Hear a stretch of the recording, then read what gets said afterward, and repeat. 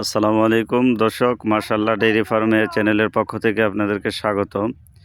দর্শক, এই মুহূর্তে আপনারা স্ক্রিনে যে গাভীটি দেখতে পাচ্ছেন, এই গাভীটি আপনারা আমার সাথে দরদাম করার আগে, গাভীটি আপনারা কেনার আগে এই গাভীটি সম্পর্কে আপনাদের জানতে হবে। আর জানতে হলে দর্শক পুরো ভিডিওটি আপনাদের দেখতে হবে। পুরো ভিডিওটি যদি দেখেন তাহলে আপনাদের আশা করি আর কোনো কমপ্লেন থাকবে না। আপনারা দেখা শুই না আপনাদের মনের মতো এই গাভীটি নিতে পারবেন। দর্শক, আপনারা বিভিন্ন জায়গায় গাভী কিনেন, আপনাদের অনেকেরই সর্বপ্রথম যে ভুলটি হয়ে থাকে, ভুলটি হচ্ছে গাভীর পালান দেখে আপনাদের মাথা নষ্ট হয়ে যায়। দর্শক, দুধ পালানে থাকে ঠিক আছে, কিন্তু সব গরুর পালানের মধ্যে পর্যাপ্ত পরিমাণ দুধ থাকে না।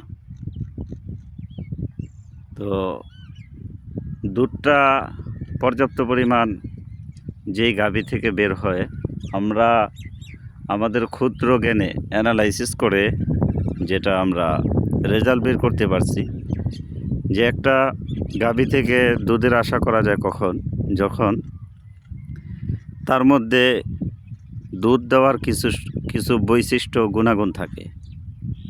তো এই বৈশিষ্ট্যগুলা আগে নির্ণয় করবেন। গাভী কেনার আগে এই বৈশিষ্ট্যগুলো যদি নির্ণয় করেন, ইনশাআল্লাহ বাংলার জমিনে কোনো বিক্রেতা আপনাকে ঠকাতে পারবে না।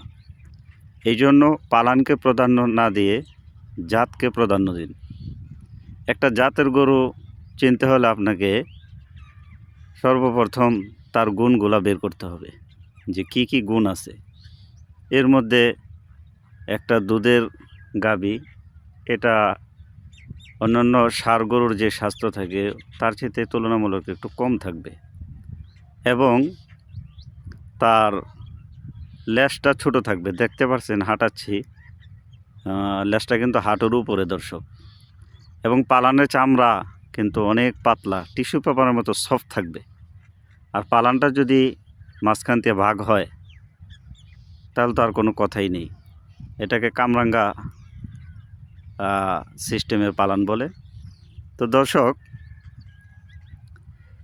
একটা গাভী হাঁটাইলে তার হাঁটার স্টাইল দেখেও বোঝা যায় যে এটা আসলে দুধের গাভী, এবং তার দাঁড়ানোর স্টাইল দেখেও বোঝা যায়, তার পিঠের গঠন দেখেও বোঝা যায়, এবং গলাটাও কিন্তু অনেকটা চিকন বা সরু থাকে, এবং তার মাথার ক্যাটাগরি যেরকম হওয়া উচিত। মাথার ক্যাটাগরি হচ্ছে মাথাটা, কপালটা অনেক প্রশস্ত হওয়া, কানগুলা গোলাকৃত হওয়া, বডি টেক্সচারের চামড়া পাতলা হওয়া, রগগুলা ভাসমান হওয়া পালানের, এবং বাটগুলা ছোটও না বড়ও না, মাঝারি সাইজে থাকা। দর্শক, ভিডিওটি ভালো লাগলে লাইক কমেন্ট শেয়ার করতে ভুলবেন না, পাশেই থাকুন।